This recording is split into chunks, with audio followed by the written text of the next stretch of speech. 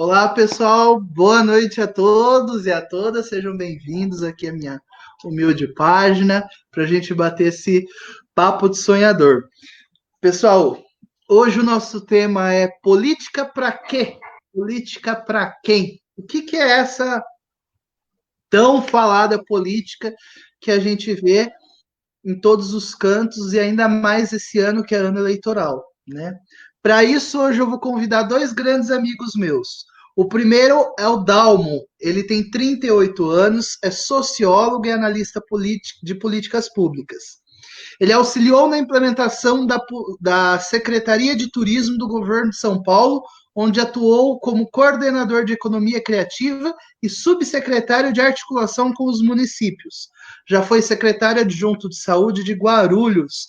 Ele é voluntário do Movimento Acredito e filiado ao PSB, o mesmo partido que eu, onde ele é secretário municipal de finanças e pré-candidato a vereador da capital paulista. Seja bem-vindo, Dalmo. Bom, primeiramente, obrigado pelo convite, Gustavo, grande amigo, companheiro. Para mim é uma honra, né, participar aqui dessa live contigo. Eu só vou só fazer uma pequena correçãozinha em relação à apresentação. Eu ajudei a estruturar a Secretaria de Turismo, também fui coordenador de economia criativa na Secretaria do Desenvolvimento Econômico e, posteriormente, no planejamento, fui subsecretário de articulação com os municípios. Foram 3 posições diferentes dentro do governo do estado de 2011 até 2018. Muito bem. E também, meu querido amigo Luiz, tem 54 anos, nasceu no Peru, é arquiteto e brasileiro naturalizado. Foi fundador e presidente do Conselho de Habitação e Política Urbana de Marília. É idealizador, cofundador e atual membro da MATRA, Marília Transparente, entidade que luta contra a corrupção. Ele foi fundador e atual membro do CONDEM, Conselho de Desenvolvimento de Marília, onde é secretário do Grupo de Trabalho de Planejamento Urbano. Foi candidato a prefeito nas eleições de 2012 pelo Partido Verde. É voluntário do Movimento Acredito, onde foi recém-eleito líder do Núcleo Alta Paulista, que ajudamos a fundar, que abriga não só Marília, mas outras cidades, incluindo Bauru. E ele também é pré-candidato a prefeito em Marília. É isso, né, Luiz? Seja bem-vindo. Não. Tudo bem? Bom, obrigado pelo convite, Gustavo. Né? Boa noite, Dalmo e todo mundo aí. É uma honra estar aqui hoje, mas eu não sou pré-candidato a prefeito de Marília, não. Eu não sou pré-candidato a nada, aliás. Já tem bastante coisa para fazer. Vai causar um alvoroço aí no município. A partir de hoje vai todo mundo começar a redesenhar as estratégias, hein? Vai falar, tem mais um no páreo, um candidato forte no páreo. Só que não. Então desculpa. Dá para... Não é uma coisa impossível, mas nesse momento eu estou com muito trabalho, a empresa está precisando muito de mim, família, essas coisas, e ser candidato não é fácil, vocês já, né, vocês vão experimentar isso. É mais um executivo, né? Chega aquele seu amigo seu e fala assim, Gustavo, você era um cara tão legal, mas fiquei sabendo que agora você é político. É como se fosse um demérito, né? Não é? Para outro lugar. Eu gostava tanto de você, né? Você parecia ser tão gente boa. Agora você virou essa pessoa que deve ser evitada. Nossa, meu Deus! É desse jeito mesmo. Gente, primeira pergunta que eu faço para vocês, já que a gente já está nesse espírito de brincadeira, qual é o papel da política hoje? Ela tem um papel definido ou é só afastar as pessoas quando a gente entra nela? Pode ir. Quem quer começar? Eu vou deixar o nosso amigo começar, até mesmo pela experiência que teve com a candidatura ao executivo. Depois a gente comenta. Bom, o legal da política, né, é que ela se transforma o tempo todo, né? Assim como a gente se transforma, a gente não é a mesma coisa sempre. graças a Deus, né? Porque senão vai ficar muito chato. A política e a gente se transforma quando a gente se transforma, né? Então, a política hoje, eu acho que exige uma coisa que é muito interessante, né? Que a gente tem que. A política hoje é uma política antiga. Sabe o que eu vou falar? Por que a política hoje tem que ser uma política antiga? Porque por política antiga se subentende que a gente vai ter que entender, cara. A gente vai ter que entender onde a gente está, a gente vai ter que entender qual que é o nosso papel no mundo, a gente vai ter que entender o mundo para entender qual que é o nosso papel no mundo. Então, nós vamos ter que retornar às raízes do que significa a política, né? Essa é a política necessária, porque se o conhecimento vem sendo refutado, né? O conhecimento vem colocado em segundo plano quando você tem fake news, quando você tem impressões, quando você tem discursos populistas, né? Quando você tem tanta hipocrisia, né, na linguagem, é muito importante você voltar para aquilo que faz as pessoas serem políticas ou fazer política em primeiro lugar, né? Quer dizer, qual a raiz, né? Então a política vai ter que ser aquele lugar que a gente reencontra uma motivação plena, algum tipo de lugar de incômodo, fudido, assim, né? Puta, eu lembro uma coisa que quando eu era moleque, comecei a militar, e eu comecei a militar muito cedo. E eu escutei eu assisti um Roda Viva com o Vladimir Palmeira. E era logo depois depois da anistia, da politização. E aí perguntavam para ele, cara, você continua fazendo política depois de tanto tempo, né? Ele continuou muito mais depois, né? Mas assim, por que você faz isso, né? O que acontece, né, para você? Por que a política é importante? Por que é interessante? Ele falou assim, porque me incomoda, entendeu? Eu fico incomodado, cara. Eu fico incomodado, é isso. Então, acho que a política ela tem que sair desse lugar do incômodo e reencontrar o lugar do incômodo. A política ela tem que ser essa coisa que a gente percebe que não está legal, que não está bem para todo mundo e que a gente pode contribuir alguma coisa. Quando você faz isso, está fazendo política, né? Quando você sai do teu lugar, da zona de conforto pessoal, né? Sai da frente do Netflix, sai da frente daquelas coisinhas que te amortecem, você faz política. E essa política é necessária, aquela que tira a gente da zona de conforto, né? E essa é a política de hoje. Eu acho que é aquela que nos move no lugar mais interno, assim, sabe? Que faz a gente sair do lugar. Acho que é isso. Muito bem, Luiz, parabéns. E você, Dalmo, o que você acha? Olha, eu tendo assim, a concordar com o Luiz que a política é um instrumento, né, de transformação. E ao ser um instrumento de transformação, ela precisa realmente incomodar, e mais do que incomodar, as pessoas precisam se apropriar, né, de que esse papel, né, de cobrança, de fiscalização, né, de reunião das pessoas em torno de um bem comum, ele precisa acontecer, né? Agora, a gente também acompanha que quando a ausência do debate político, foi bem lembrado pelo Luiz também, quando a gente chega a um nível onde o populismo, onde crenças que se colocam acima do conhecimento acumulado, do conhecimento científico, isso é extremamente perigoso e a gente precisa revisitar o ambiente da política saudável, o ambiente da política boa.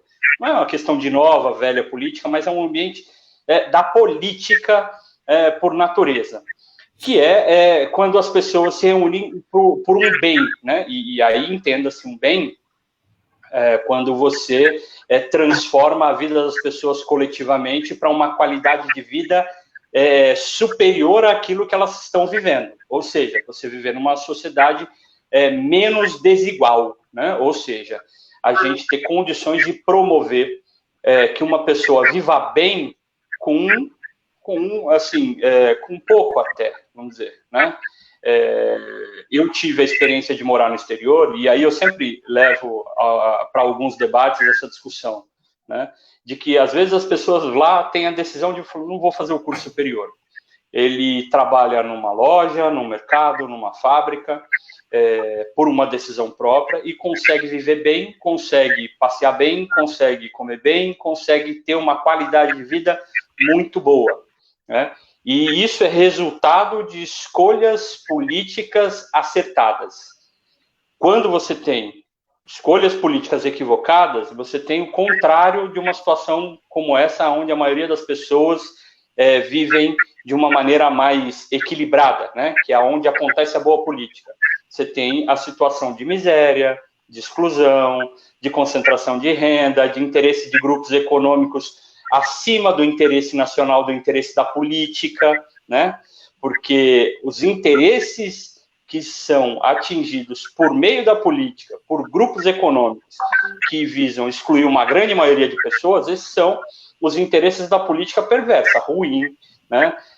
Se você olhar hoje, o Congresso Nacional mesmo, quando você vê a composição dele, você tem um percentual de empresários dos diversos setores, ou do agronegócio, ou dos setores religiosos, extremamente superior à representação percentual na sociedade. A gente tem muito mais trabalhadores na sociedade, e qual é o percentual de trabalhadores representados no Congresso Nacional? Então, a partir daí, você já olha que a política está descompensada. Aqueles que têm o maior, né, percentual na sociedade são subrepresentados e, logo, os seus interesses são deixados de lado nos debates onde a política boa deveria ser aquela que orientaria as nossas vidas, né? Então, eu acho que, para começar, é por aí, para a gente entender que a política, ela também decide interesses. Então, sim, todas as pessoas de bem, como o Luiz, como o Gustavo, precisam participar da política porque estão incomodados com a situação em que a gente vive. É por isso que a gente participa. A gente quer transformar isso e transformar para o maior número de pessoas. É isso. Uhum. E muitas pessoas, elas começam a pensar que política, ela é algo sujo, né?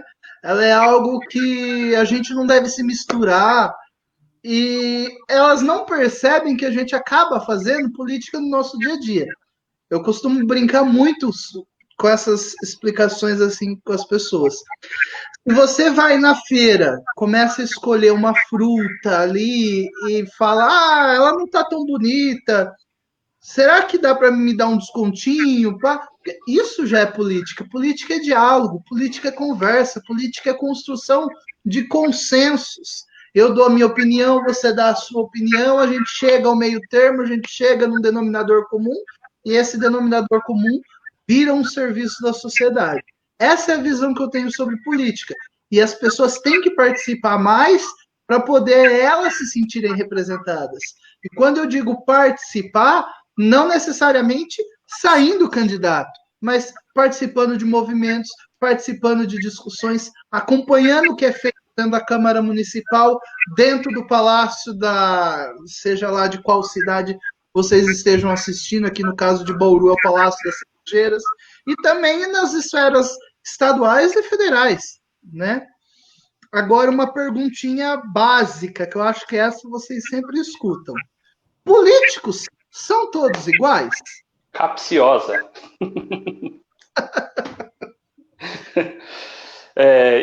Vamos alternar. Eu vou responder essa. Não. Partindo do pressuposto, políticos não são todos iguais. Acho que eu já estava entrando um pouquinho no assunto na última fala, né? Porque é importante as pessoas entenderem, né, que quando elas estão indo à urna escolher uma pessoa, esta pessoa representa uma classe, um grupo social, um interesse econômico. Não tem um que não represente um determinado interesse na sociedade. Não tem. Então, os políticos não são todos iguais. Por que você consegue um para as empresas, né, para o grupo de empresas, quase que todos os anos na Câmara dos Deputados e no Congresso Nacional você consegue abrir uma margem para refinanciamento de dívidas das empresas, porque você tem um lobby gigantesco dos empresários que tem uma bancada forte, porque você tem exatamente interesses, inclusive daqueles que ajudaram a financiar, né, as campanhas de alguma forma, né, ou de alguma forma mobilizaram os seus atores para poder ajudar essas pessoas. Então, todos os políticos têm interesses e os seus interesses são diversos. O que está muito claro é que os interesses daqueles que formam a maioria da sociedade brasileira, esse está subrepresentado no Congresso Nacional, né? E por estar subrepresentado, às vezes as pessoas acabam, para não discutir e para não ter, vamos dizer assim, exposta a sua responsabilidade, é mais fácil ela se isentar desse debate. Aí ela, para não se posicionar, fala tudo igual, ninguém presta, e agora vocês vão escutar isso, vocês escutaram muito, vou escutar mais, que no momento que você aparece, vai falar, tá vendo? Olha lá, outro que quer pegar uma boquinha, quer se dar bem, né? Mas é incrível, porque você atua politicamente, muitos, né, como vocação para melhorar a vida das pessoas, transformar a sociedade em que vive, de verdade, né? Ver as coisas funcionando, né?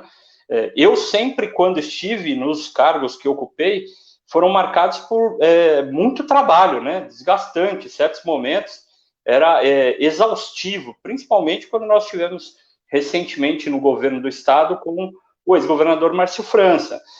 Chegava 7 horas da manhã e muitas vezes saía 1 hora da manhã, 1h30 da manhã, com projetos, né, para todo o estado. Então, políticos não são todos iguais, eles são diferentes, defendem diferentes interesses e é importante que as pessoas possam minimamente ler pelo menos os 3 parágrafos da história do camarada e da onde ele veio, a família, alguma coisa, para poder tomar uma decisão.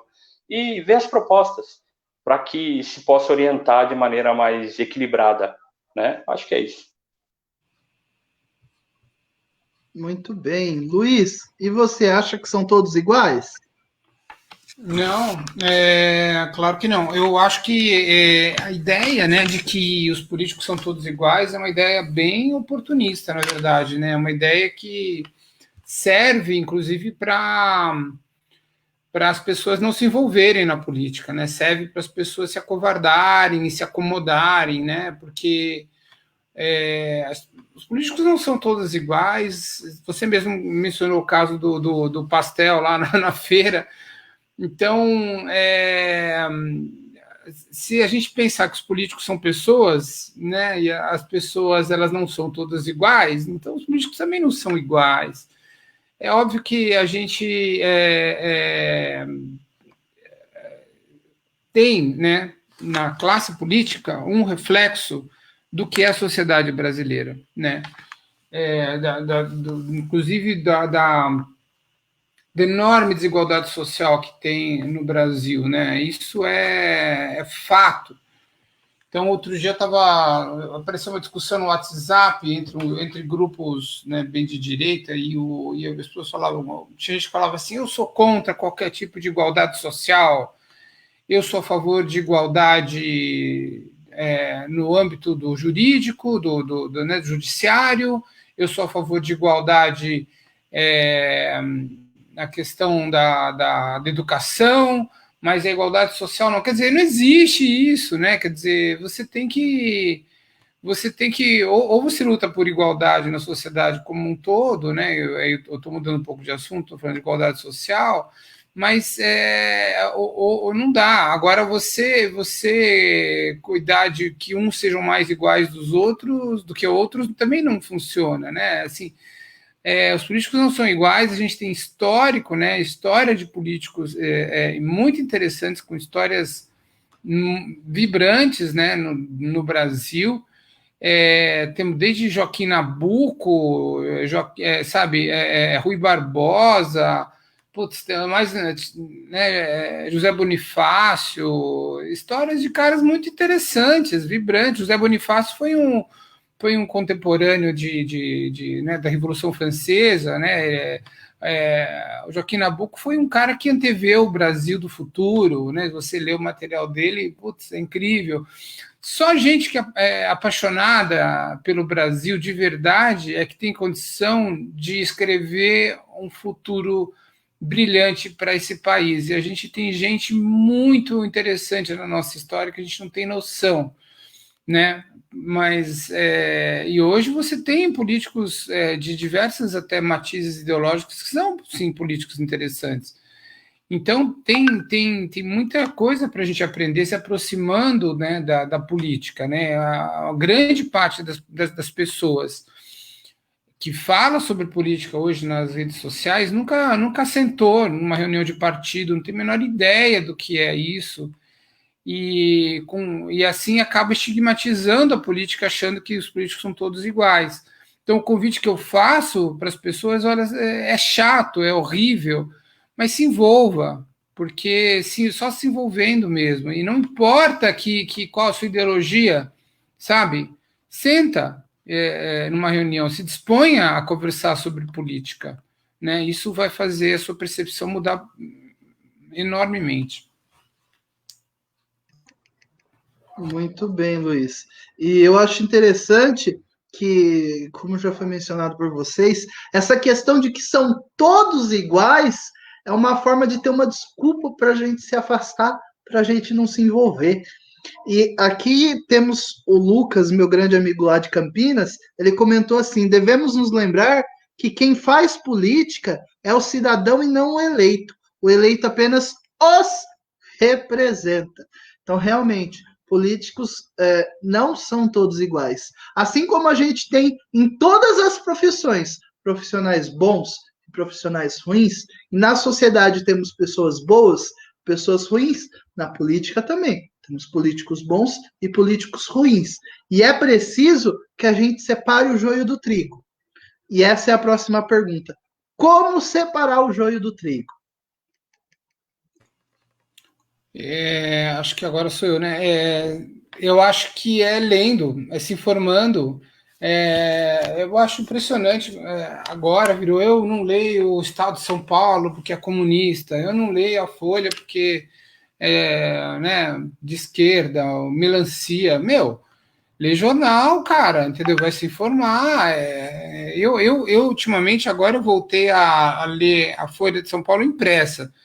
O que é um saco, né? Porque gera uma bagunça de jornal lá em casa, assim, aquelas pilhas de jornal que você não sabe o que fazer. Mas eu descobri que quando eu leio a mídia impressa, eu leio coisas que eu não leria na mídia digital. Simples. Por quê? Porque você vai pegar uma coluna, um parágrafo, uma matéria, tudo que você não está procurando, né? E a mídia digital, você só lê aquilo que você está procurando. Quando você lê só aquilo que você está procurando, você vai encontrar o que você está procurando. Você não vai ser surpreendido, você não vai ser realmente informado. Você vai só corresponder uma informação, você vai atender uma determinada expectativa de informação, mas isso não significa necessariamente que você vai estar descobrindo alguma coisa de verdade.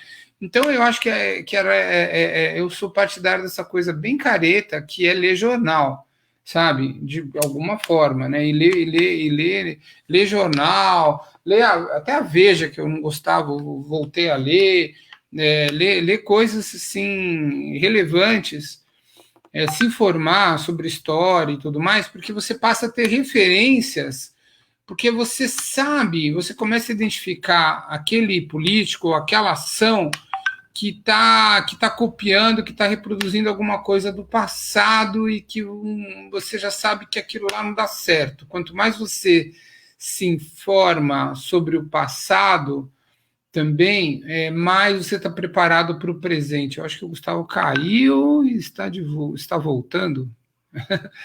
Muito bem, Gustavo. Agora estamos tomando conta do programa.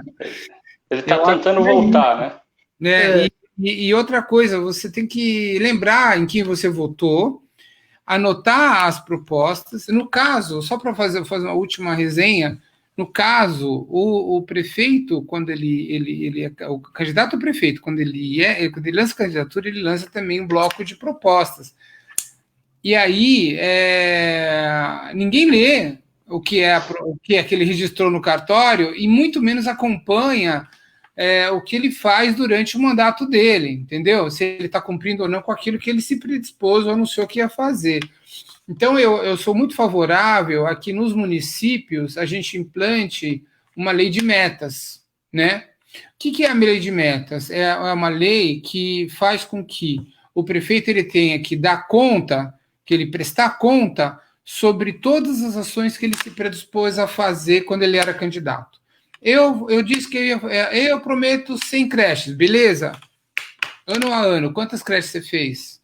Eu prometo que a gente alcance um índice tal no IDEB de ensino. Eles nem sabem o que é IDEB, né? Mas vamos dizer, eu prometo que vamos melhorar a nota da qualidade do ensino da cidade. Eu prometo tantos postos de saúde.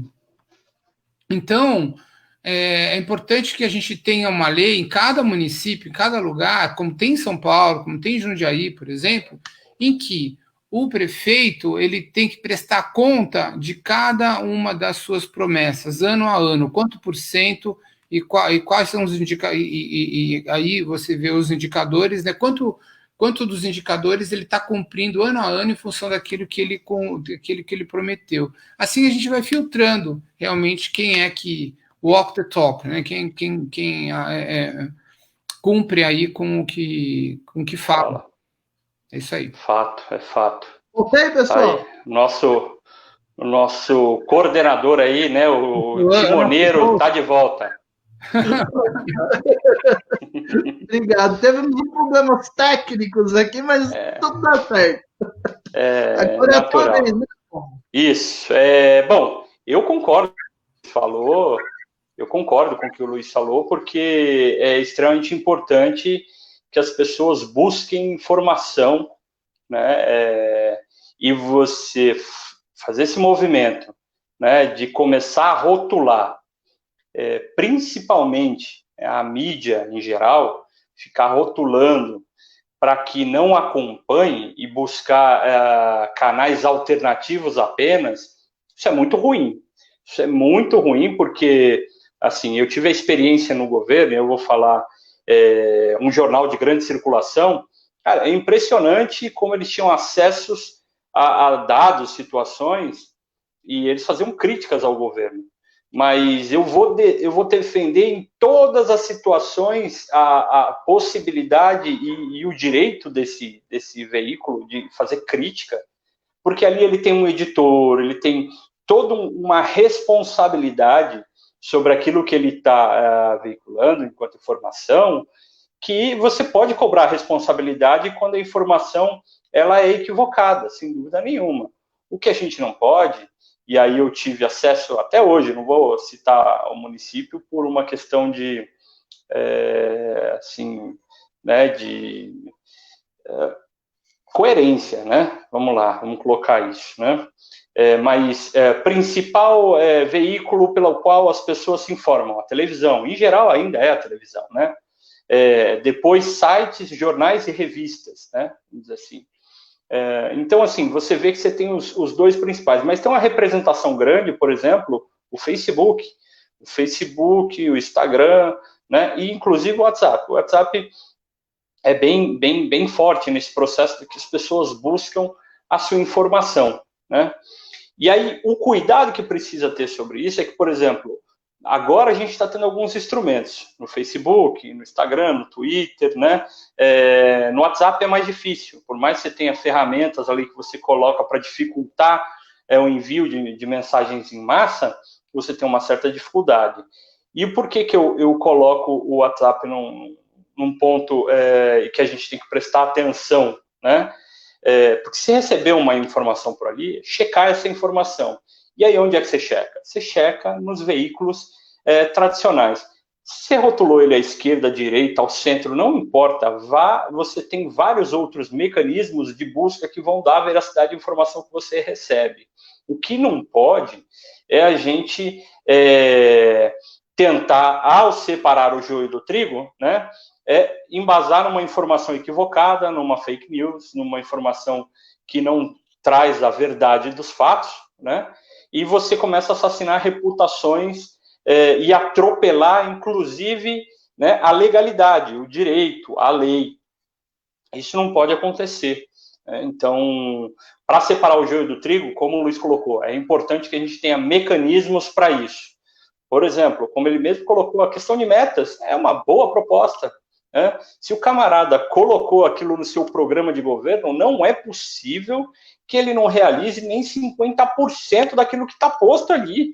Né? Porque, senão, você começa a flertar com propostas que são única e exclusivamente para ganhar eleição, para ludibriar as pessoas.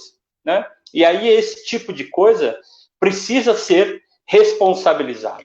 Né? As pessoas que propõem coisas que são inexequíveis, impossíveis de executar, ou de uma execução quase que impossível, precisam ser responsabilizados por isso. Porque isso se assemelha a uma fake news.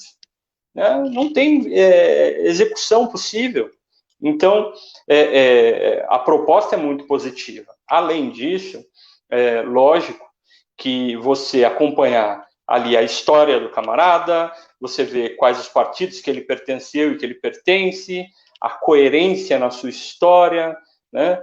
As propostas colocadas, e agora não mais, né? Porque o financiamento é público, mas antigamente você conseguiria colocar o carimbo de qual setor, né? Qual ramo econômico, digamos assim, né? Financiou a campanha do camarada. Então você vai saber os interesses que ele vai defender também. Mas olhando a história, né, e tentando, e eu acho que isso é interessante também, optar e buscar votar e uma representação que seja mais próxima da sua realidade, né, do seu distrito, da sua rua, da sua vila, do seu bairro, ou, né, vamos dizer assim, da sua história de vida. Alguém que milita ou que defende coisas que são na linha daquilo que você defende para a sua vida. Se é moradia, moradia, se é educação, educação, né? Redução da desigualdade, redução da desigualdade. Então, você conseguir fazer com que você tenha essa separação e você vai conseguir aí filtrar os interesses. E aí, com certeza, separar o joio do trigo.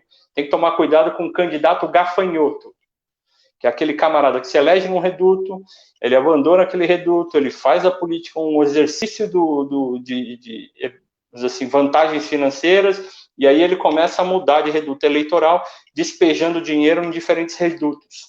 Né? Então, esse é a candidatura gafanhoto. Né? O cara vai consumindo tudo por onde passa. Acho que é isso. Muito bem. Eu acho muito interessante essa questão de responsabilizar aqueles que saem prometendo. Eu acho até que os candidatos ao legislativo deviam apresentar, no momento das suas candidaturas, eu estou preparando isso ainda, um plano de metas, algumas propostas que ele quer apoiar, que ele quer defender dentro do legislativo, porque fica mais fácil você acompanhar o camarada. Ó, ele tem essas propostas, ele apresentou, não apresentou, ele se contradiz durante o seu mandato, porque tem isso também que a gente tem que separar. Eu acho que a questão de separar o joio do trigo só tem um jeito, a gente acompanhar, a gente ver quem está ali votando. Eu não sei se já terminou, mas eu acho que enquanto a gente está batendo esse papo aqui, estão votando o Fundeb lá. Quem que vai votar a favor da educação? Quem que vai votar pelo sucateamento da educação? A gente tem que acompanhar isso e tem que mostrar para a população, ó, você votou lá no fulaninho, ou porque ele é bonito, ou porque ele é amigo do seu parente, ou porque N situações, ele votou contra a educação lá na Câmara dos Deputados. Então, é esse o caminho. A gente ler, a gente se informar e a gente acompanhar também o trabalho dos parlamentares, trabalho dos políticos, né? E agora, dando continuidade, antes eu gostaria de dar uma boa noite a todo mundo que está acompanhando aqui, Lucas Porfírio de Dois Córregos, Aline Porfírio, João Paulo dos Reis, Ítalo, que foi um aluno meu, grande professor, parabéns, Gustavo, obrigado, Ítalo. Dando continuidade aqui, eu faço uma pergunta para vocês. Como resgatar o interesse da população na política? E complemento com uma pergunta que veio aqui no site. Qual o ponto principal para quem deseja ser um futuro político na visão dos senhores? Dalmo? Rapaz, eu vou falar para você como resgatar um interesse. Bom, é importante a gente falar à população, né? E falar à população é um pouco tentar traduzir a pauta, né? Daquilo que está no Congresso, daquilo que está nas câmaras, daquilo que realmente vai fazer diferença na vida das pessoas. Porque, Gustavo, as pessoas, né, em geral, elas se afastam, né, principalmente da política estadual e da política nacional, né, a não ser pela polarização, pelos motivos errados, digamos assim, né, porque aquilo está distante da vida delas, né? As pessoas vivem no município e, por incrível que pareça, infelizmente, o município é aquele que tem hoje grandes responsabilidades, né, que foram aumentando ao longo dos anos, né, responsabilidades orçamentárias, de alguns tipos de serviços foi assumindo, né, obrigações com saúde, educação, né, além, principalmente saúde e o investimento das prefeituras, que o mínimo constitucional estaria ali nos 15, tá, a maioria dos municípios investe aproximadamente 30%, né, do seu orçamento municipal, 30% do seu orçamento municipal em saúde, porque o governo estadual, o governo federal, acaba tendo, vamos dizer assim, deixando essa responsabilidade um pouco de lado. E aí eu digo que as pessoas vivem no município e a prefeitura cada vez menos, tem cada vez menos condições de responder às demandas, né, do cidadão. Ou porque não é competência direta da prefeitura, né, ou porque está engessada, né? Então, isso vai tornando também desinteressante, né? Porque as pessoas acabam não se aproximando. Mas essa é a nossa principal, vamos dizer assim, tarefa, né?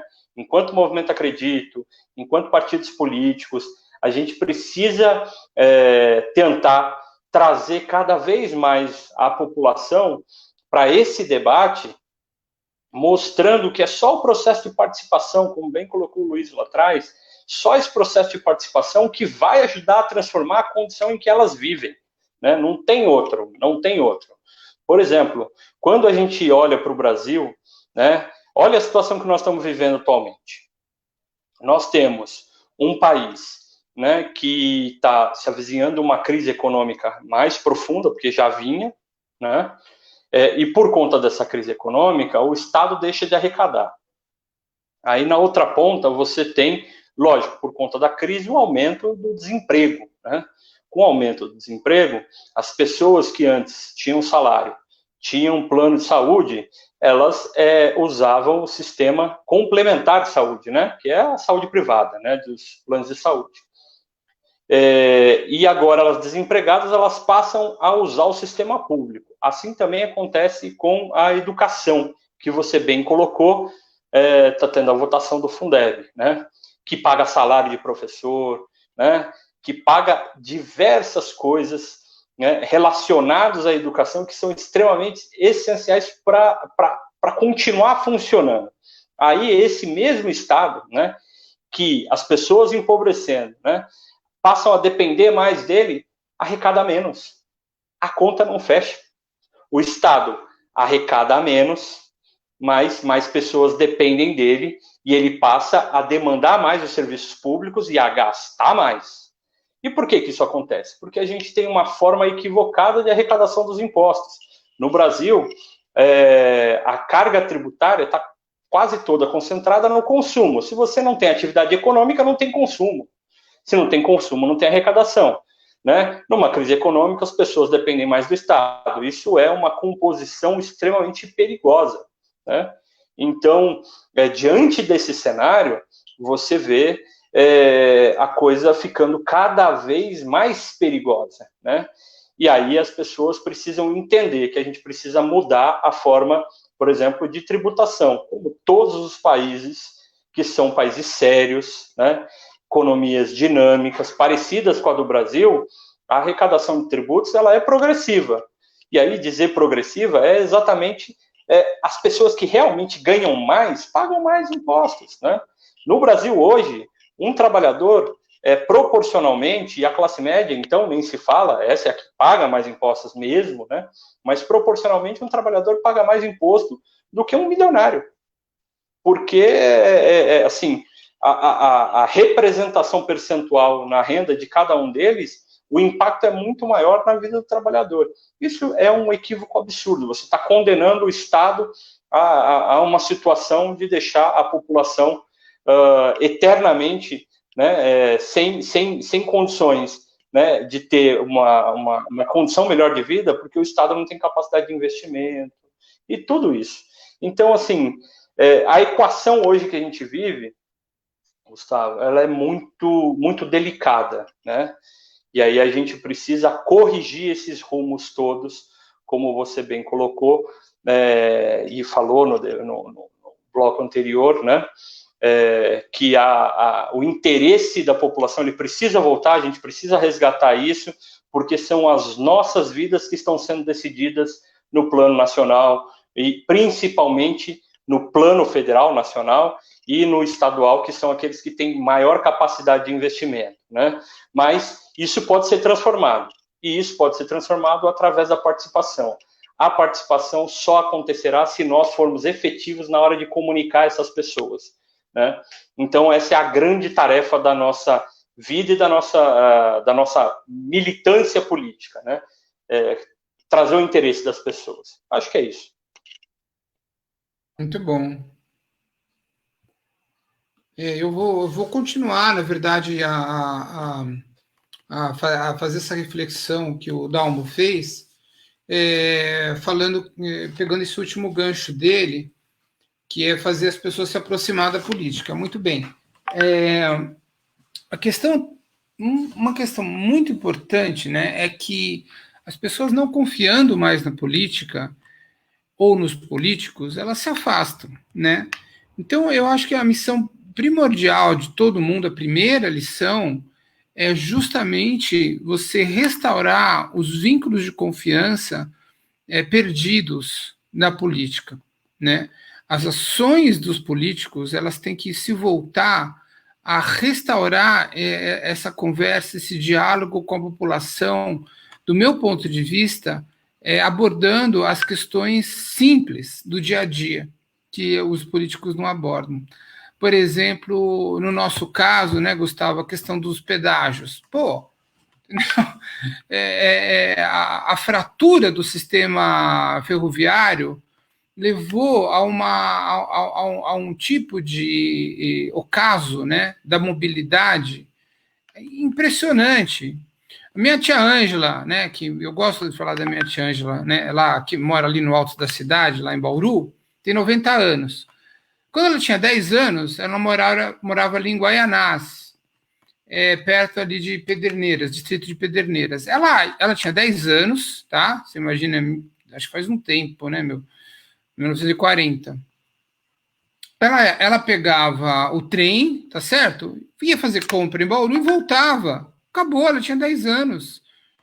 Hoje, uma criança, ninguém, aliás, tem essa liberdade de ir lugar nenhum na região e, assim, a questão hoje dos pedágios faz com que agora a mobilidade também seja coisa de elite. Não é qualquer um que vai poder se mobilizar de um lado para o outro.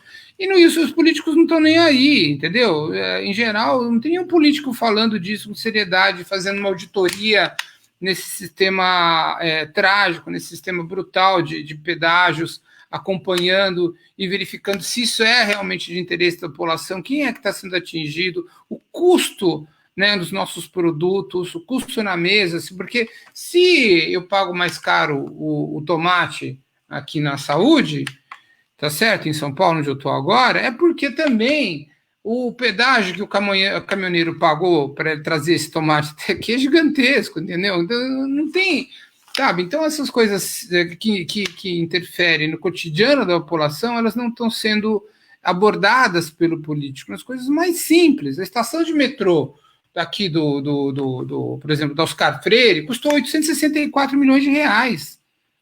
Vocês têm noção do que é isso? Entendeu? Pô, peraí, não teve uma auditoria, ninguém brigou, ou teve um acordo lá na Assembleia para ninguém se mexer com isso, entendeu? Não sei. Mas não é uma loucura isso? A obra foi aditada 4 vezes, quer dizer, eu estou falando de um pedaço, mas a obra do metrô em São Paulo custou bilhões a mais, só aquele trechinho, né, ridículo para que você que leva de um lugar para lugar nenhum para você ir para o aeroporto, depois você tem que caminhar e trocar 3 vezes de linha para você, e custou 1,4 bilhão, quer dizer, uma loucura, né? E onde estão os políticos nessas pequenas coisas, entendeu, que afetam a população? Então as pessoas se sentem abandonadas, essa é a verdade. Os entregadores agora estão se mobilizando, porque também se sentem abandonados, entendeu? Pessoas se sentem abandonadas pelos políticos, né? Entendeu? Deixa chegar no limite para poder o político chegar e, pô, eu me solidarizo. Cacete, as coisas, os problemas estão aí, no dia a dia. Você não precisa deixar a bomba, né? É só perceber, entendeu? Olhar, entendeu? Só você se tocar, meu, entendeu? Olha, tem gente que está sofrendo, tem gente que está sem habitação, sem saúde, sem um monte de coisa. Pô, olha para essas coisas. Então eu não estou vendo realmente a política abordar as questões simples do dia a dia. E eu acho que começa por aí, sabe? É isso. Muito bem, Luiz. Você deu uma série de exemplos aí fantásticos para a gente compreender que a política está deixando de fazer realmente o beabá. Esses exemplos aí que você deu, pelo menos eles ainda estão funcionando. Aqui em Bauru a gente tem a estação de tratamento aqui, que é só aditivo que vai, aditivo que vai, aditivo que vai, e nada dela ficar pronto. A gente tem um outro exemplo aqui, se você está na Rodrigues, você vê o Rodrigo, no mandato dele, terminou uma aba do viaduto. Tem a outra aba lá daquele viaduto que, desde que eu me entendo por gente, só tem os pilares lá, de lugar nenhum para nenhum lugar. Então, tem que se fazer o beabá, tem que se dialogar. E eu acho que você incentiva a população a participar da política, resgata a população da política, a partir do momento que você dá o exemplo, que você começa a fazer exatamente isso que vocês disseram, que os políticos estão deixando de fazer o básico para que eles recebem. Mas querer votar aumento de subsídio, 2 minutos isso aí para eles fazerem, né? E agora, dando continuidade aqui à nossa pauta, eu quero saber de vocês. Se a briga de direita e esquerda ajuda ou atrapalha no resgate da população? Quem quer começar? Quem quer a vez agora? Eu me perdi. Bem. Quer começar, Luiz? Eu acho que eu posso falar, fui o último a falar, né? Atrapalha. Atrapalha porque eu costumo dizer, e eu escrevi um texto eu escrevi um texto sobre isso faz uns 5 anos já, que é um falso debate, que é uma falsa polarização. Não existe isso. Não existe esse... Cara, existem, se você olhar frio, né? Eu acho que a gente observa isso muito no movimento Acredito, que é muito mais fácil você fazer política escolhendo alguém para dar porrada, né? Para você ser o opositor. Esses comunistas, esses fascistas, esses... Puta, é muito mais fácil você entrar descendo a lenha, né? Você chegar no discurso e encontrando o culpado, porque isso, puta, liga com algum aspecto atávico, né, que a gente tem de combate, de jogo de futebol, né, palmeirense, não sei o que, São Paulino é todo viado, sei lá, qualquer coisa assim. E aí você transforma a política numa coisa muito pobre, né?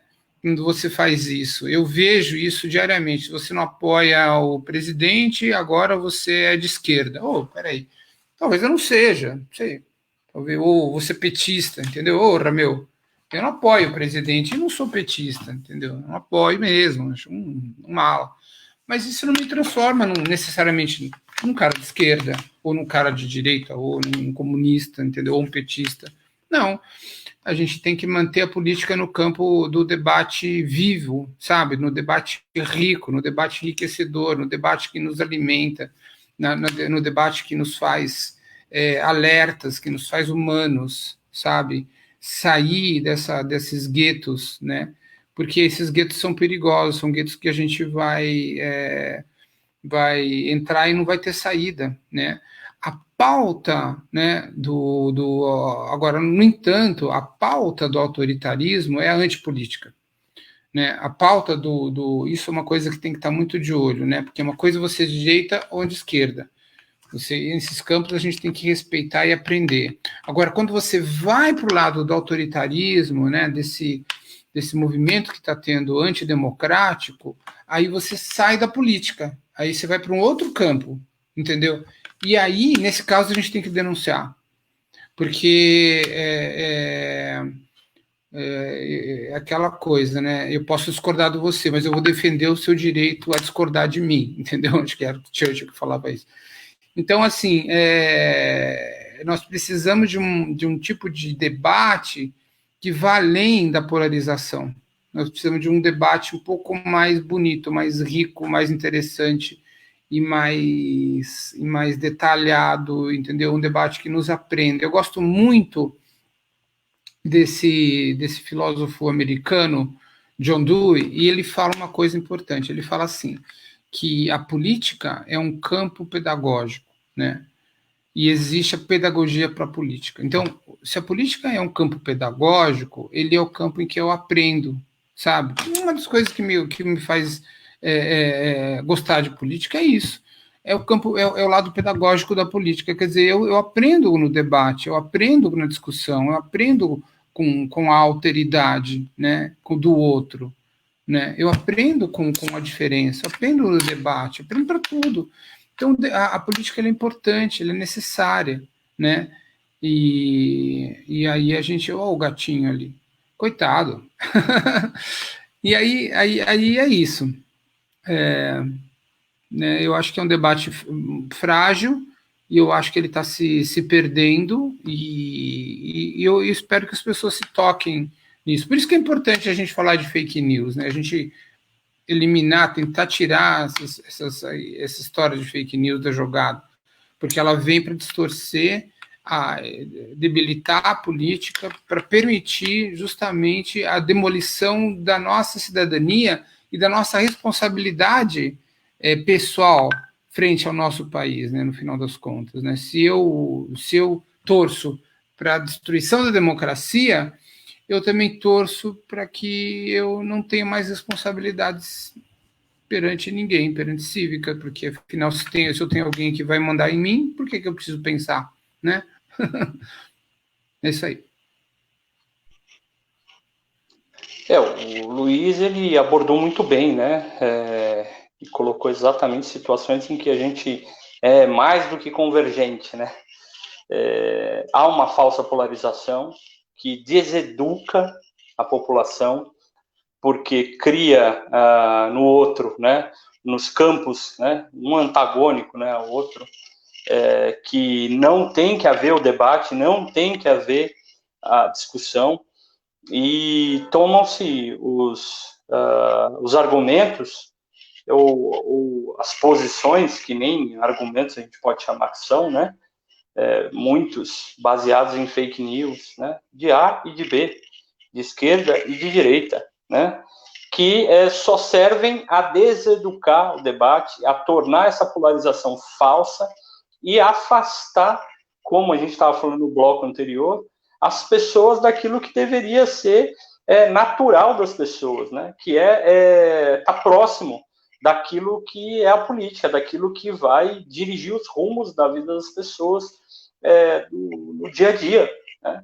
Então, quando você cria essas polarizações falsas, né, esses debates esses irresponsáveis, você afasta a população, você cria esse tremendo abismo, e você despreza, por exemplo, né, eu vejo que uma grande parte, né, do movimento e da base de apoio do presidente está ligado aos movimentos neopentecostais, protestantes e tudo mais. E eu vou dizer para você, que as missões dessas pessoas e desses grupos, quando você fala sobre, por exemplo, de estar próximo, fazer o bem social, atender o outro, estender a mão e tudo mais, está muito mais próximo de uma identidade do campo, né, que seria o campo da esquerda progressista, digamos assim, do que ela se identifica hoje, mas se identifica com outro campo hoje, muito mais porque o campo da esquerda, o campo progressista, também transformou a sua pauta em uma pauta quase que exclusivamente identitária, desprezando, por exemplo, elementos que são extremamente importantes, né, de a gente acessar esse público, esse eleitorado, inclusive, sobre essas condições mais similares, né, próximas, sobre a igualdade, a busca, estender a mão, ajudar, estar próximo, buscar, né, essa sociedade mais comum, digamos assim, né, que inclusive é a demonização da palavra comunismo também, né? Então, quando a gente se perde nessa discussão vazia, é um problema muito grande, né? E a gente precisa realmente educar novamente, trazer as pessoas, resgatar e ir para aquilo que realmente transforma a vida das pessoas, né? E para transformar a vida das pessoas, a gente precisa reduzir o fosso da desigualdade, né? E não existe em esquerda nem em direita aqueles que defendam claramente que precisa haver uma desigualdade tamanha que um pode ter tudo e o outro viva na miséria. Os países, né, que são governados, né, são, podemos dizer assim, pela direita, pelos liberais ou os conservadores, muitos europeus, então, têm um estado de bem-estar social forte, presente, e eles não permitem a deterioração desse estado de bem-estar social, porque eles sabem que isso é um problema geral e social terrível. Então, não há sistema ou uma orientação política que permita isso de uma maneira tão cruel, né? Defendendo que não. Tem que haver miseráveis morrendo de fome, tem que haver mega bilionários concentradores de renda, né, em detrimento dos demais. Então, quando eu coloco isso, essas desregulações que existem, que é aquilo que a gente precisa colocar para a sociedade que não pode existir, né? Então, quando esse debate fica para o segundo plano, eu acho isso muito ruim. E aí ele é ruim porque ele traz à tona outras pautas importantes, né, mas que não vão servir para que a gente possa não só educar e buscar a redução da desigualdade, buscar uma sociedade mais igual, mas que podem aí criar uma cisão cada vez maior e falsa, o que é pior, falsa, né, e deseducando. E aí, uma das questões que, para finalizar, que eu coloco, e eu concordo literalmente com o Luiz, todas essas são do campo da política. Agora, quando você prega a ausência do debate, a ruptura institucional, né, o autoritarismo, aí isso é a ausência da política, a ausência da democracia, a ausência do debate, aí não tem como.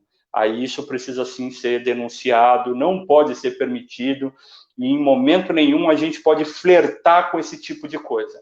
A gente precisa sempre denunciar, né, porque o nosso campo é o campo, né, do debate político, do convencimento, e nunca da supressão daquele que pensa diferente da gente, né? Nunca a eliminação do outro.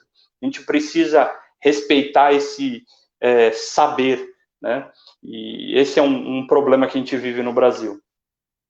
A gente, em geral, não respeita, principalmente a academia, o saber das comunidades, o saber das periferias, né? A gente tem uma tendência a querer chegar nesses espaços e sempre impondo um tipo de saber, um tipo de posicionamento, como se eles nada tivessem acumulado sobre a vida e nós soubéssemos tudo sobre aquilo que eles devem fazer. Então, é um pouco isso. Acho que a gente consegue superar um pouco essa falsa polarização se a gente escutar mais, ouvir mais e prestar mais atenção do que ficar reproduzindo, principalmente, notícias de lugares suspeitos. Muito bem, meu querido. Antes de mais nada, gostaria de pedir desculpa aí pela participação do Peter. Meu gatinho ele foi castrado ontem, então ele tá com aquele colar lá. Eu achei que ele queria ir comer, eu tirei, porque ele tem que usar para ele não ficar lambendo o ponto, né? E correr o risco de romper o ponto. Mas aí ele não queria comer, ele queria lamber o ponto, então eu coloquei de novo nele. Antes da gente dar continuidade também, eu mandei aí nos comentários para quem está assistindo a gente um link. Você que quer acompanhar todos os debates que a gente vai fazer aqui no Papo de Sonhador, quer ter acesso a todos os nossos conteúdos, cliquem ali no link, façam o nosso cadastro de sonhadores, tá, pessoal? E agora nós vamos entrar numa pergunta específica.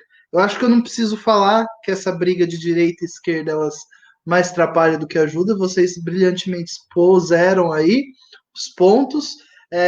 Tem que ter espaço. Como a gente vive numa democracia, tem que ter espaço para a direita e para a esquerda, para quem é conservador, para quem é progressista. A partir do momento que a gente quer repelir esses espaços, aí a gente deixa de viver numa democracia, deixa de viver numa política, né?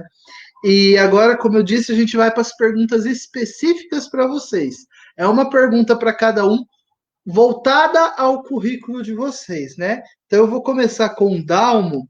Dalmo, como foi a experiência de ajudar na construção de uma secretaria em um estado tão importante como São Paulo?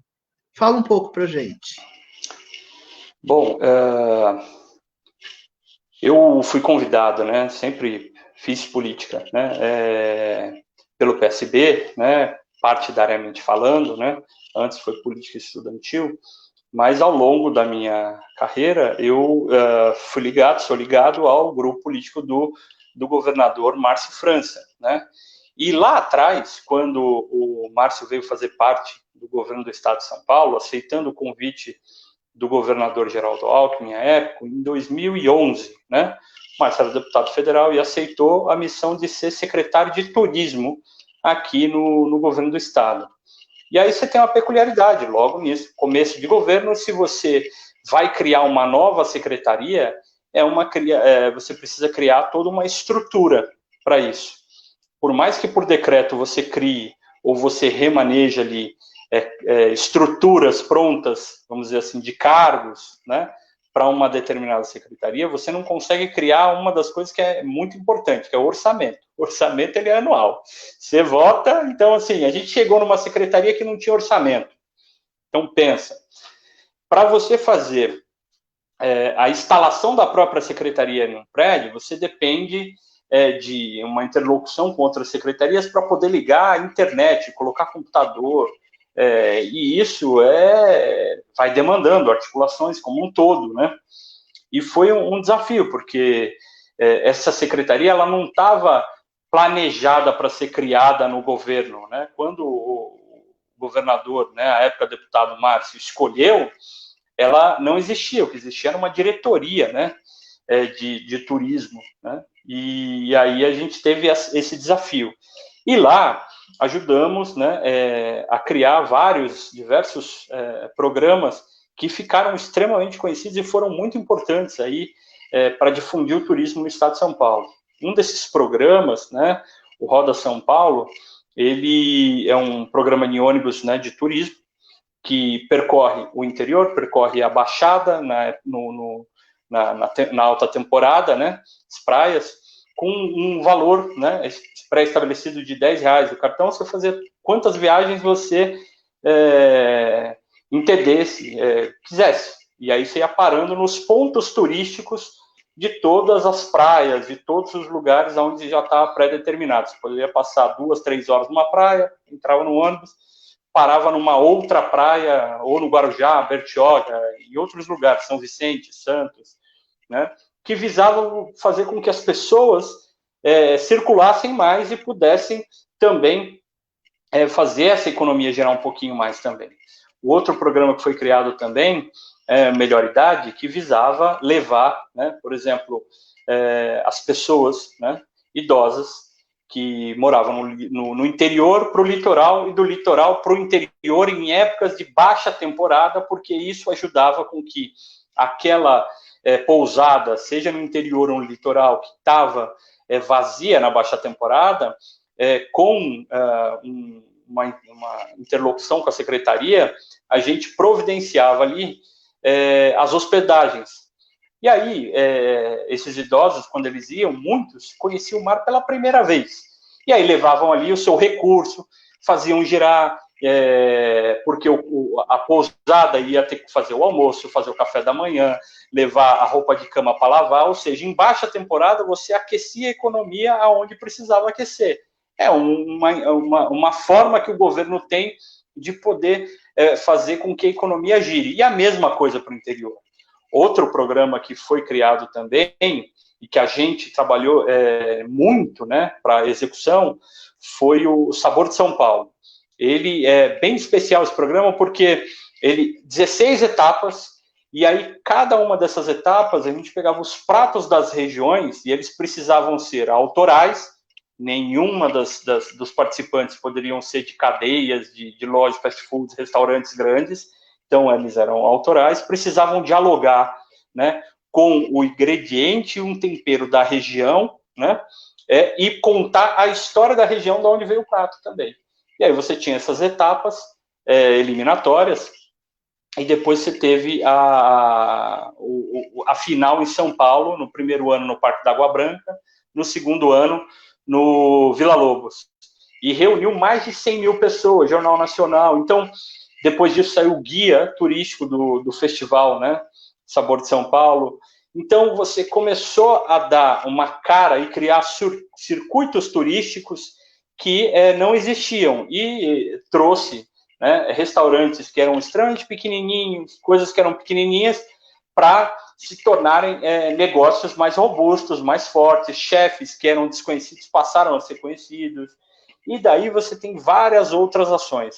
Regionalização do turismo, várias ações que foram importantes, inclusive para a minha formação enquanto gestor, porque foi a minha primeira experiência no executivo, porque até então eu tinha tido experiência nos legislativos. Então, tudo isso foi importante para a gente poder entender um pouquinho o que era orçamento, projeto, emenda parlamentar, como viabilizar tudo isso, né? Daí nasceu também as cidades, né, de interesses turísticos, né, porque você só tinha as instâncias turísticas. E aí, nessa época, quando o governador, né, criou, à época, secretário, as cidades de interesses turísticos, os municípios de interesses turísticos, né, que é um incremento anual, né, aos municípios que realmente investem em turismo, né. Então, você criou uma classificação, como foi colocado, né, pelo Luiz, inclusive, que a cidade ela precisa atingir para entrar com o pedido de interesse turístico.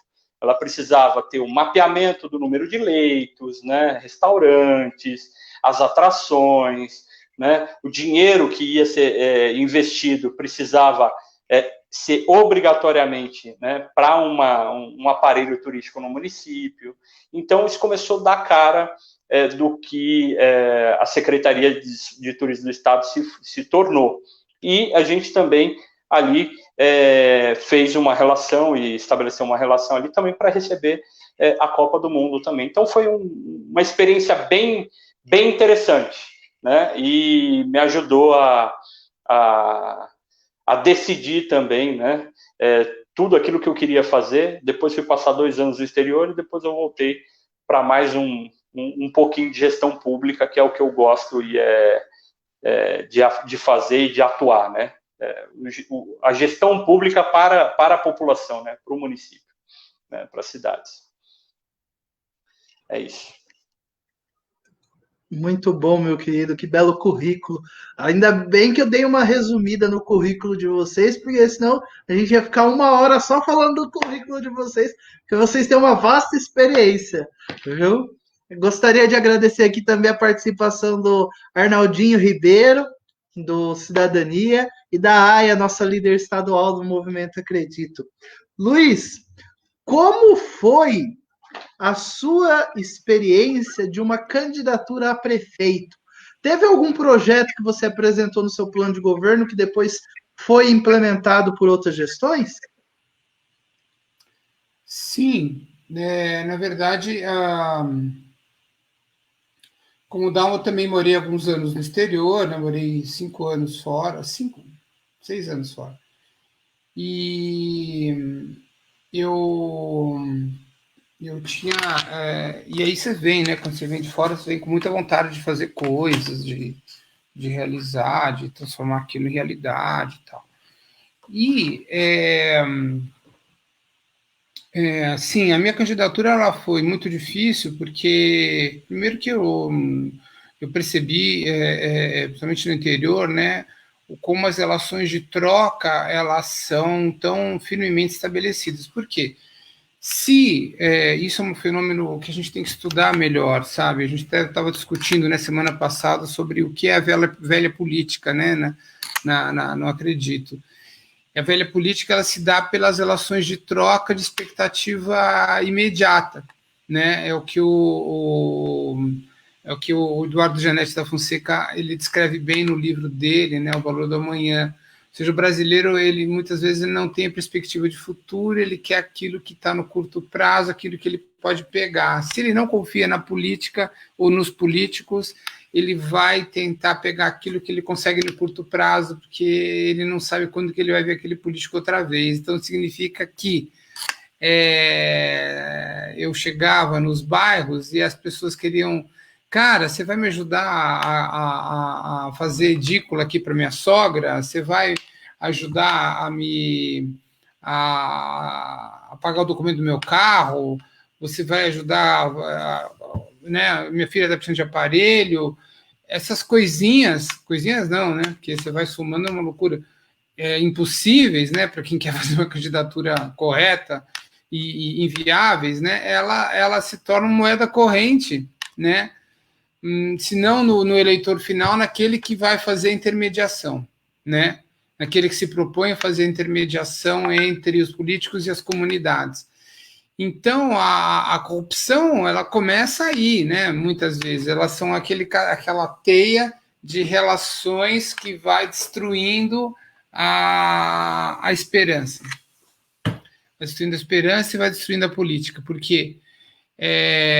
Você não tem política sem esperança, política de verdade sem esperança, né? Você precisa ter um sonho, você precisa ter uma expectativa. O que eu quero para mim, o que eu quero para minha vida, o que eu quero para o futuro do meu bairro, o que eu quero para minha cidade. Se você não tem esse sonho, você não tem política.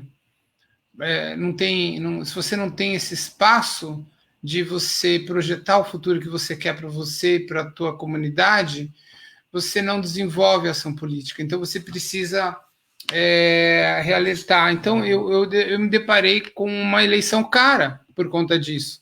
Porque eu vi que eu tinha que romper essas barreiras para poder chegar na população e eu não coloquei recursos.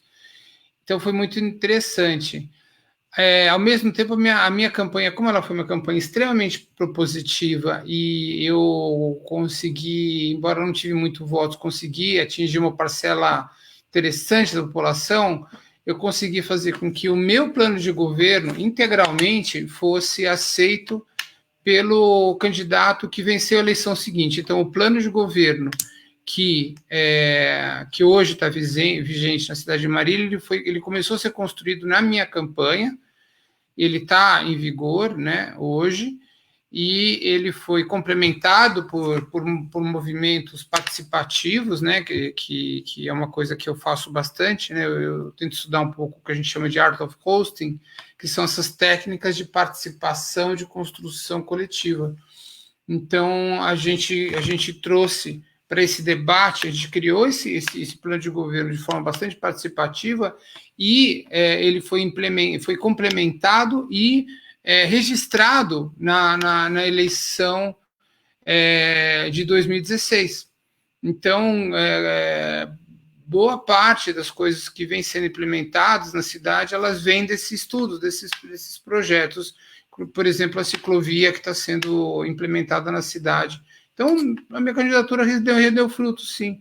Ela rende diariamente, porque eu conheci gente incrível na campanha também. Então, ela rende até em termos de contatos para continuar fazendo coisas legais pela cidade, dependente da política partidária. Valeu muito a pena, sabe? Apesar da dificuldade que eu tive. Então, todo o processo. É muito importante a gente enjoy the ride, sabe? A gente não pensar no fim, cara. O fim é o meio. O fim é o processo. Se você não está se divertindo no caminho, cara, puta, então dá uma olhada, cara. Você tem que se divertir. Você tem que curtir as pessoas, aceitar, olhar para a tua motivação, né? Plena. Porque a motivação é tudo, né? De que lugar que eu estou fazendo a política? De que lugar que eu estou partindo, né? Da onde que eu estou saindo para poder me dedicar ao coletivo, né? De que lugar, né? É desse lugar desse incômodo, né? Desse tesão pela transformação, ou é de um lugar de poder, de visibilidade, de ego, né? Olha para isso, porque é muito mais difícil quando você não está genuinamente motivado, sabe, a fazer política. Então, a gente tem que olhar para o ponto de motivação, né? Isso é essencial. Muito bem, Luiz. Essa questão da gente deixar a nossa marca, eu acho que é primordial, né? A gente não faz política para ter nome, a gente não faz política para ficar famoso, a gente faz política para fazer a diferença, né? E tem, se não me engano, é o Arnaldinho que vira e mexe fala isso para mim. A gente tem a vitória eleitoral e a vitória política. A vitória eleitoral é simplesmente ganhar a eleição. A vitória política é quando as nossas ideias, quando os nossos projetos, eles permeiam eleições e deixam a marca no tempo e na história, né? Fazem a diferença na vida das pessoas. Para a gente ir encerrando o nosso debate, eu gostaria de fazer que vocês terminassem fazendo uma reflexão, que é o tema da nossa discussão de hoje, do nosso Papo de Sonhador. A política, ela é para quê e para quem? Dalmo, você começa? Bom, a política, ela é para transformação das vidas das pessoas, ela é um instrumento para reduzir desigualdades, para transformar a vida das pessoas em algo mais confortável, melhor, que diminua sofrimentos, que possa levar instrução, educação, saúde. Esse é o modelo de política que a gente deve lutar e se orientar, né? E que vai nos aproximar da população, né? Desde cuidar da estrutura educacional, do atendimento médico, ao buraco na calçada, na rua, né, que é importante, né? Então, a política, ela é esse instrumento que vai, essa ferramenta que vai melhorar a vida coletiva de todo mundo. Ela precisa ser isso. É para isso que serve a política, né?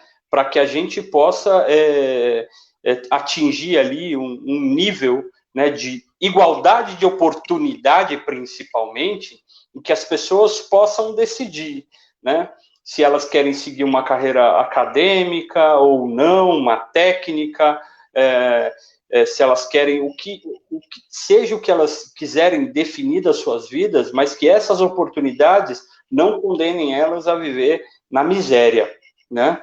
E quando a gente fala política para quê, aí a gente define dessa forma, né? Que é uma política que gere oportunidades, né? Porque a política, para mim, ela foi um diferencial, foi um marco que transformou a minha vida, né? Por exemplo, eu, no colégio, eu fui um aluno problema até certo ponto, e passei a ser o aluno solução quando eu conheci A política, o movimento estudantil, o Grêmio Estudantil, eu encontrei uma razão ali de organizar a rádio do colégio, o campeonato do colégio, as festas do colégio, participar das aulas de maneira mais efetiva, descobrir quais as aulas gostava mais também. Então, a política, para mim, foi uma ponte, né? Ou seja, gerou uma oportunidade, né, dentro da educação, e é isso que precisa acontecer, para isso que serve a política. E para quem? Para as pessoas comuns, para as pessoas que querem viver, né, uma vida melhor, viver em sociedade. Ela precisa ser uma política voltada para as pessoas, ela precisa ter cara, cheiro, sentimento de povo. Ela não pode ser essa coisa afastada, essa coisa intelectualizada, essa coisa, em muitos momentos, e agora, nesse momento, suja, que tem que ser evitada. Não, a política, ela precisa ser a política das pessoas, que vai encher as pessoas de orgulho ao participar da associação de bairro, da associação amigos, né, seja no futebol, no CDC, que é o Centro Desportivo Comunitário, né, ou participar do clube de bocha, ou o que seja de um movimento como o Movimento Acredito, né, tantos outros movimentos. A política, ela precisa ser uma política para as pessoas, que envolva e que possa acolher acima de tudo e também esclarecer e ter uma linguagem fácil e que respeite acima de tudo também os saberes produzidos por todos, por todos. Ela tem que ser feita de forma coletiva. É isso. Muito bem, Luiz, você faz a sua conclusão? Sim. A política, para quê? Eu acho que é isso mesmo que o Dalmo colocou, muito bem colocado.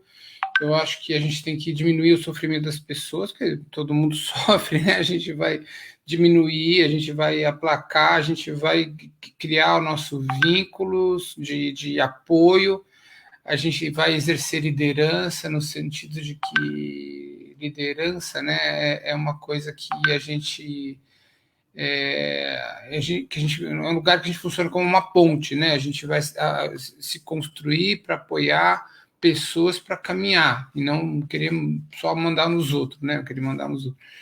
E a gente vai exercer essa liderança no sentido de apoiar pessoas nos seus processos de crescimento, né, e propiciar um país melhor, né? Eu acho que é isso, para isso que serve a política, né? Para quem é uma pergunta bem interessante, porque eu acho que a política, em primeiro lugar, ela é para a gente, ela tem que ser alguma coisa muito boa para a gente tem que sentir que está. A gente tem que sentir dentro da gente que a gente realmente está num lugar legal, que está com pessoas legais, fazendo coisas legais, coisas do bem. E se a gente sente que tem uma coisa esquisita, que o jogo está meio pesado, que as moedas de troca são muito esquisitas, cara, dá uma parada, tal, porque, meu, é muito fácil você cair em armadilha, né? Muito fácil. Armadilha do ego, armadilhas da corrupção, armadilhas diversas. Então a gente olha para trás, a gente encontra a motivação, a gente sai um pouco daquele lugar onde a gente quer apenas mérito e a gente quer apenas reconhecimento ou quer prestígio, né? Mas a gente usa tudo isso para aquilo que realmente importa. Essas coisas não são fim, elas são meio, né? Então, você falou, acho que agora há pouco, sobre a questão da visibilidade. Visibilidade, ela é importante só enquanto meio, mas não fim, né? A visibilidade é importante porque as pessoas têm que saber a que você se propõe, né? Mas isso não é um fim, é um meio, né? A gente nunca pode perder isso de vista, né? Que a política também é um meio, ela não é um fim, né? Então a gente vai olhar para a política de um jeito muito mais amplo do que aquela coisinha chata, aquela discussão aborrecida, né, que a gente trava nas mídias sociais. A gente vai olhar para alguma coisa que é meio, mas que o fim é esse que o Dalmo muito bem colocou, ou seja, a gente ampliar nosso foco para as pessoas que estão em necessidade e a gente amparar o projeto de um país melhor. Muito bem, gente. Muito obrigado, viu, pela participação de vocês. Alguém quer colocar mais alguma coisa no debate? Eu só quero agradecer só a oportunidade de ter tido essa noite aqui, um bate-papo, né? Um debate tão importante com pessoas tão qualificadas, né, quanto você, Gustavo, e desejar boa sorte na sua pré-candidatura aí, e o Luiz, que é um quadro fantástico, né? A gente teve a oportunidade aí de trocar ótimas experiências. Eu só queria realmente agradecer. Obrigado. Legal. Muito obrigado, viu, Dalmo? Obrigado, Gustavo, mais uma vez, com essa abertura, esse seu coração enorme aí, e torcer para você avançar sempre, cara. Muito obrigado, viu, gente? Obrigadão. Gente, eu gostaria de estar encerrando, então, a nossa live. E gostaria de agradecer aos nossos participantes, gostaria de agradecer a cada um de vocês que comentaram, que participaram. Pedir que, novamente, quem ainda não fez o cadastro, faça, o link está aí nos comentários. Agradecer de coração a presença de cada um de vocês. Gente, reverência e gratidão, meu muito obrigado. E até o próximo. Na próxima terça, a gente tem mais um Papo de Sonhador. E o tema vai ser renovação política e os movimentos suprapartidários. Até lá, gente.